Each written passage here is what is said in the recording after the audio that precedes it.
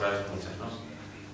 Voy a dar paso ahora a la siguiente ponente, que es la doctora Begoña Bamonde. Ella es oftalmóloga en el Hospital Universitario Central de Asturias, profesora titular en la Universidad de Oviedo, mi oftalmóloga, y bueno, sobre todo una amiga y que la queremos muchísimo en la asociación, y le agradecemos mucho también que esté aquí con nosotros. Y nos va a trasladar un poco pues, una visión de cómo también todo el tema de los bancos de tejido, de los trasplantes, pueden también ayudar a la patología visual a que mejoremos quizá en el futuro un poco nuestra visión. Muchas gracias. Ante todo, muchísimas gracias a la Asociación Retina Asturias, Andrés, y a la Federación de Enfermedades Raras por haberme invitado a participar en estas jornadas de las enfermedades poco frecuentes.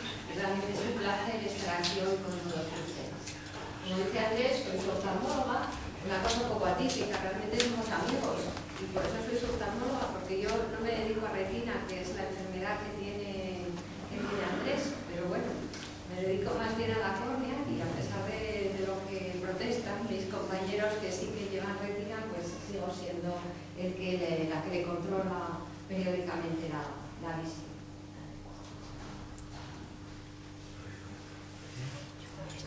Esto en marcha. Y yo de lo que voy a hablar es un poco de las técnicas que hacemos en este momento con respecto a trasplantes de tejidos y injertos que utilizamos. ¿Qué tejidos estamos utilizando a nivel ocular y cuáles son los criterios de donación que tenemos en estos momentos?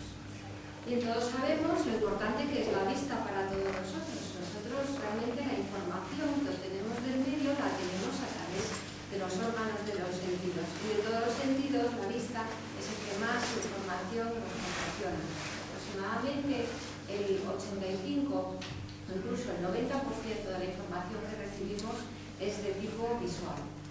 Bien, pues de ahí que sea muy importante esa visión. Y para nosotros recibir esa información, esa la vamos a recibir a través de los ojos, pero no se queda ahí. Esa información se traslada hasta el cerebro, hasta la corteza occipital del cerebro. Realmente nosotros vemos una corteza occipital del cerebro. Es decir, que con solo 100 miligramos de retina vamos a ser capaces de mantener ocupado a más de la mitad del cerebro. Y nosotros cuando exploramos un globo ocular, no solamente estamos teniendo información de cómo es ese globo ocular, de cómo es su función, sino también que nos va a indicar pues, cómo está funcionando el sistema nervioso central. Bien, para ver, la luz tiene que entrar dentro del ojo, tiene que llegar hasta la retina, que es la capa más interna del ojo, y va a ir atravesando una serie de estructuras. La primera de todas ellas es la córnea. La córnea es esa capa transparente que tenemos por delante del iris, en la parte anterior del ojo. Esa es la córnea. La córnea, claro, tiene que ser atravesada a la luz, por lo tanto, tiene que ser transparente. Es muy importante que sea muy transparente y esto lo consigue de varias formas. Primero, porque no tiene vasos. Segundo, porque tiene poco agua. Y tercero, porque el colágeno que la forma está perfectamente ordenado en unas capas muy transparentes, muy homogéneas y muy paralelas. Eso es lo que hace que sea transparente. Pero, además, la córnea tiene otra visión muy importante y es que actúa como una lente. La luz tiene que entrar dentro del ojo, pero además tiene que llegar enfocada a la retina. Y la córnea es la lente más importante que tiene el ojo para hacer esto. Además de la córnea, también está el cristalino, es transparente, pero casi toda la potencia depende de la córnea. El cristalino, muchísimo menos. Bien, una vez que pasa la córnea, la luz va a seguir avanzando y va a pasar el cristalino, va a atravesar el cristalino. También es una lente, como comentábamos antes. También hace que esa luz quede enfocada a la retina. Pero además el cristalino tiene otra visión muy importante, que es la estructura del ojo, que nos permite enfocar los objetos que están cerca. Esto se llama acomodación. Si nos fijamos, cuando un objeto está lejos, la luz se enfoca en la retina. Pero si el objeto está cerca, el cristalino cambia su forma. Se hace más globuloso, aumenta su diámetro anterior-posterior y por eso podemos ver los objetos que están cerca. A partir de los 45 años estos ya no funcionan muy bien, por eso necesitamos gafas para ver pues así la luz entra dentro del globo ocular y va a llegar hasta la retina. La retina es la capa que está envolviendo el ojo por dentro, es la capa más interna del globo ocular, que es esto que vemos aquí. Y aquí en esta retina hay unas células que se llaman fotorreceptores, que son los conos y los bastones, y son las células que se encargan de transformar esa energía luminosa en un impulso nervioso que luego se va a transmitir a través de la vía óptica hasta la corteza occipital del cerebro, como veíamos antes. Bien, pero para que esas estructuras funcionen, hay otras que se encargan bien de su protección o bien de su nutrición. ¿Sí? Por ejemplo, como vamos a destacar solamente, por ejemplo, la esclerótica, que es lo blanco del ojo, es una capa de protección, es la responsable de que podamos mantener la forma del globo ocular. Está formada por colágeno y es una capa muy fuerte y muy resistente. Y podemos destacar también, por ejemplo, en cuanto a la nutrición, lo que es el humor acuoso. El humor acuoso es un líquido que tenemos dentro del ojo, en la parte inferior, que se forma aquí, por detrás del iris, que pasa por la pupila hacia la parte anterior del ojo, este espacio que hay entre la córnea y el iris, y se elimina a ese nivel. Constantemente estamos produciendo y eliminando humor acuoso, y eso nos permite mantener una presión del globo ocular determinada. Si por cualquier circunstancia la eliminación del humor acuoso se ve alterada, ese humor acuoso se elimina mal, entonces la presión aumenta y se puede producir una enfermedad que se llama glaucoma. Luego hablaremos un poquito de ello. Bien, de todos estos tejidos... ¿Podrás usar el micrófono? Sí, sí. A ver, cómo me ha reunido otro más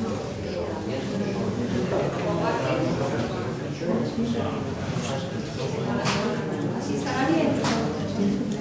Bueno, vamos a intentarlo. A ver, así. Bien, de todos los tejidos que hemos visto, a nivel ocular, para trasplantes o como injerto, se usan la córnea y la esclerótica. Pero también en cirugía ocular utilizamos otro tipo de tejido que también se conserva en el banco de tejidos, que es la membrana amniótica. Y luego hablaremos un poquito de esto. Vamos a comenzar con la córnea. La córnea decíamos que tenía que ser transparente para que la luz pudiera pasar bien a través de ella. Bien, si por cualquier enfermedad la córnea se opacifica, como ocurre aquí, este es un paciente que tiene una cicatriz en la córnea, esa mancha blanca que vemos ahí es una cicatriz, nosotros lo llamamos glaucoma, ahí ya la luz no puede pasar bien y el paciente va a tener una mala visión. Bien, en este caso pues se puede hacer un trasplante de córnea. ¿Cuándo lo vamos a hacer? Bueno, pues vamos a hacerlo siempre que haya algún tipo de opacidad en la córnea, ya sea por ejemplo por una infección por herpes, por un traumatismo o también con mucha frecuencia por enfermedades de estas que llamamos raras, porque son poco frecuentes, como son las distrofias. Estos son algunos tipos de distrofia que generalmente cursan con opacidades en la córnea. Y por ello, las personas que tienen este tipo de afecciones pues suelen tener mala visión. Por ejemplo, distrofias como estas, todas tienen unos nombres, algunas se parecen entre sí. Y luego hay otras, como puede ser esta, que es el queratocono, también es una distrofia, pero en este caso lo que hay es un adelgazamiento en el vértice de la córnea y la córnea se deforma y tiene esta forma como de cono. Hay otros tratamientos, pero en las fases muy avanzadas de la enfermedad la única solución es hacer un trasplante de córnea. De hecho, es una de las indicaciones más frecuentes para los trasplantes. ¿Y qué es un trasplante de córnea? Pues cuando hacemos un trasplante de córnea, lo que hacemos es sustituir una córnea que está enferma por una córnea de un donante que es transparente y que vamos a tener conservadas, que nos van a preparar en el banco de tejido. La técnica quirúrgica de un trasplante de córnea clásico, que es lo que vamos a ver ahora, es relativamente sencilla. Solo hay que preparar el injerto donante del tamaño que queremos hacer, luego trepanar la córnea receptora y suturar el injerto en el hueco que vamos a dejar. Vamos a ver una película aquí muy resumidita. Ya tenemos preparado el injerto. Aquí con este sistema se va a cortar el tamaño del botón que vamos a trasplantar. Nunca trasplantamos la córnea todo el diámetro, solo la zona central. Y bueno, luego ya se coloca el injerto y se sutura. Y así es como queda inmediatamente después de la cirugía. Bueno, pues podemos tener resultados como este en casos complejos, o este otro, este paciente que tenía esta opacidad, y bueno, realmente tenemos el resultado final, el aspecto final es francamente bueno, una mejoría muy importante de la visión. Pero hoy en día la técnica de los trasplantes está cambiando mucho. Ahora estamos pensando, bien, si toda la córnea no está enferma, porque vamos a trasplantar todo el espesor de la córnea, vamos a cambiar solo lo que está mal. Y así vamos a hacer lo que llamamos unas queratoplastias, unos trasplantes que llamamos lamelares, porque no trasplantamos todo el espesor de la córnea. Y hay dos tipos, lo que llamamos el trasplante lamelar anterior. Vamos a trasplantar todas las capas de la córnea, excepto la más profunda. O bien, al revés, trasplantamos solo la capa profunda y dejamos el resto. Bueno, pues esto tiene unas ventajas muy importantes. Por ejemplo, cuando hacemos una queratoplastia que llamamos lamelar anterior, lo vamos a hacer siempre que tengamos la capa interna de la córnea, que es el endotelio, que esté sano. Bueno, pues entonces puede ser, por ejemplo, en un queratocono, cuando tenemos cicatrices superficiales, el endotelio desde luego tiene que estar sano. Y la gran ventaja que tenemos es que como mantenemos el endotelio del paciente, ese no se cambia, pues vamos a disminuir mucho la posibilidad de que haya un rechazo, porque el endotelio es la capa de la córnea que más rechazos genera. Pero bueno, claro, el inconveniente es que la cirugía se alarga, son cirugías de tardar una hora, pues que podemos tardar 2 o 3, que es mucho más compleja, porque fíjense que lo que vamos a dejar ahí, después de estar quitando láminas de la córnea, es una membrana terriblemente fina, que a lo mejor son solamente unas 50 micras, y que es muy fácil que se rompa, pero bueno, muchas veces lo conseguimos. Ahí nos queda solamente 50 micras de córnea. Vamos a quitar eso mismo en el injerto, que es lo que están haciendo ahora, ya ven qué fino es. Y la cirugía ya continúa como veíamos antes, con la sutura, igual que antes. Bueno, pues también se pueden llegar a conseguir resultados muy buenos con la ventaja de que se disminuye mucho el riesgo de rechazo. Y nos queda un último tipo de trasplante, que es justo lo contrario. Si tenemos toda la córnea sana y solamente está mal la capa de dentro, pues vamos a intentar trasplantar esa capa de dentro. Esto sería útil en algunas distrofias que llamamos endoteliales. Y es lo que hemos visto bien. Aquí la cirugía pues ya es también muy compleja. Primero conseguir el injerto es difícil porque tenemos que separar de la córnea solamente esa capa interna. Estamos hablando de 50 micras. Vemos cómo se está separando del botón que se conserva en el banco de tejidos. Es decir, con mucho cuidado porque es muy, muy frágil. Aquí se está estirando y volviendo a teñir. Lo teñimos de azul porque si no, no se ve. Y se va a cortar el tamaño que vamos a utilizar en el trasplante. Ahora se retira todo el endotelio que hay alrededor. Este endotelio no se tira porque sirve también para investigación. Y ya se continúa y se prepara el injerto que vamos a utilizar. Ahí está, preparado. Ese injerto se enrosca, el mismo. Lo vamos a conservar en un medio de cultivo hasta que se va a utilizar en la clínica.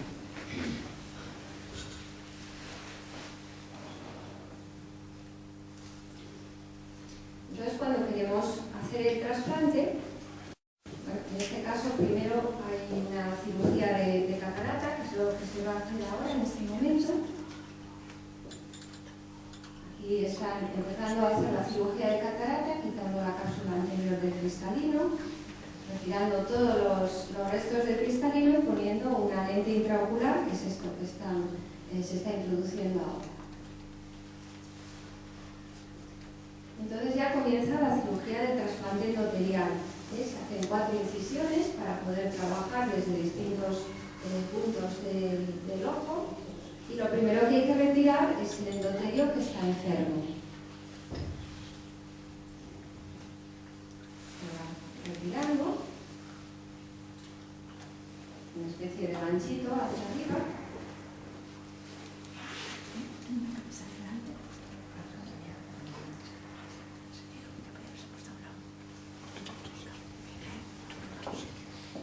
Y ya está casi retirado de todo. Una vez que ya está afuera, entonces ya se introduce el endotelio. Ahí lo vemos, está otra vez teñido de azul para poder verlo, porque si no, no lo veríamos. Y luego, bueno, pues con ayuda de simplemente aire o suero se intenta estirarlo primero por encima del iris, y luego lo que hay que hacer es sacar el aire que hay por encima y ponérselo por debajo para que se pegue en la parte posterior de la córnea. Esto que parece aquí, bueno, más bien sencillo, pues luego el quirófano es bastante complicado. Esa sería la cirugía. ¿La gran ventaja de esto? Bueno, pues que la recuperación de la visión es muy rápida, mientras que en un trasplante de córnea, como la córnea no tiene vasos, tarda mucho en cicatrizar y el posoperatorio dura más de un año. En estos casos, en la recuperación de la visión, pues a lo mejor en 15 días el paciente ya está viendo muy bien y además apenas le va a cambiar la graduación de las gafas. Va a seguir con una graduación muy parecida, cosa que en un trasplante penetrante o en un trasplante lamelar anterior a veces quedan defectos de refracción, defectos de graduación que son difíciles de corregir. Bien, pues este es el aspecto que tiene y hay resultados que son, hay casos que son verdaderamente espectaculares. Esto es en cuanto al trasplante de córnea, que es de todos el que con más frecuencia realizamos. Pero también utilizamos otros tejidos en la cirugía ocular, por ejemplo, a veces utilizamos la esclerótica, lo blanco del ojo. La esclerótica sobre todo se utiliza en cirugías reconstructivas de párpados o de órbita y también en algunos casos, en algunos tipos de cirugía de glaucoma.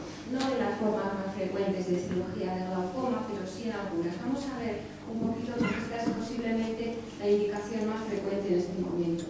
El glaucoma es una enfermedad del nervio óptico, una enfermedad en la que hay un daño en el nervio óptico que se produce generalmente porque aumenta la presión dentro del ojo. Aquel líquido que veíamos al principio no se elimina de manera correcta, se acumula, aumenta la presión y se produce un daño a nivel del nervio óptico, una atrofia del nervio óptico y como consecuencia una pérdida de visión. Pero el problema es que es una pérdida de visión periférica que el paciente no nota, no va a tener ningún síntoma. El paciente va perdiendo la visión periférica poco a poco y realmente cuando se da cuenta que tiene mala visión es cuando la enfermedad ya está en fases muy avanzadas. Y toda esta visión periférica que ha perdido, esta visión ya no se puede recuperar. Porque con los tratamientos para el glaucoma lo que hacemos es facilitar que salga el humor acuoso, pero no recuperar la visión que ha perdido. Hay muchos tipos de tratamientos, sobre todo el tratamiento médico mediante colirios, pero en algunos casos hay que recurrir a la cirugía. Y hay cirugías en las que vamos a necesitar unos injertos de esclera. Por ejemplo, esto que es unas válvulas para facilitar la salida de ese líquido que hay dentro del ojo, que lleva este tubito que se introduce dentro del globo ocular y aquí se pone esto, que es un injerto de esclera para proteger ese tubo y evitar que lesione otros tejidos o que se produzca una herida a ese líquido.